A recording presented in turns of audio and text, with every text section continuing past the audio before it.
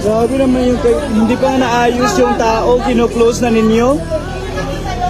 Grabe. Naka-live kayo. Utang ina nyo. Kanina, nakuha kayo sa Facebook. Dinala nyo dito. Ibang driver po yun. Naku!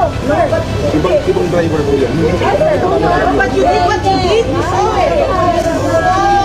Ano ito, naglalaro kayo? Gusto niyo po sumama kayo? Sumama po kayo.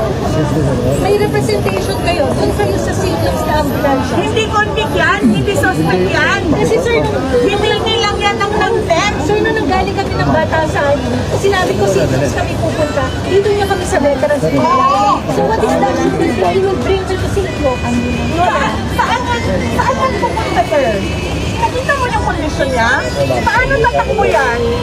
Paano tatakbo yan? So sir, kung gusto niyo po, Sir, sumunod kayo ng lawful orders. Huwag yung alam nyo na injustice na siya sa mga tao. Huwag kayong bakla. for humanitarian reasons, sir. Alam namin. Order lang yan, trabaho lang yan sa'yo. Sir, hindi ito bargain. Hindi ito bargain. Hindi ito bargain. Ilabas niya yung... Sir, tignan mo. Kasi dito, doktor na nagsasabi sa'yo, doktor na. Ano ba kayo?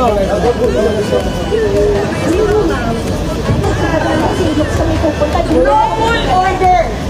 Lawful yan? Hindi. Lawful order.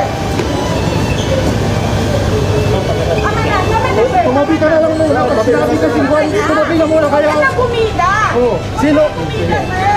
Pabidam, putang ina mo.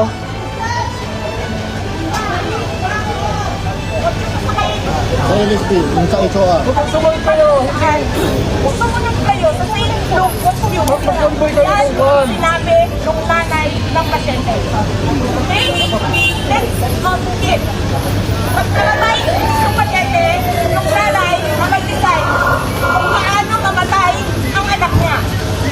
Okay? Okay, sumunod ka. Anak, masipagyan mo. Laban BP.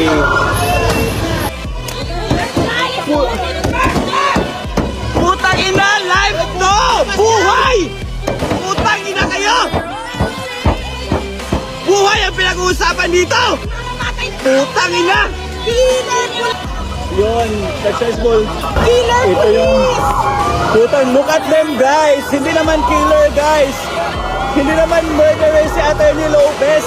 Putang ina! Putang ina!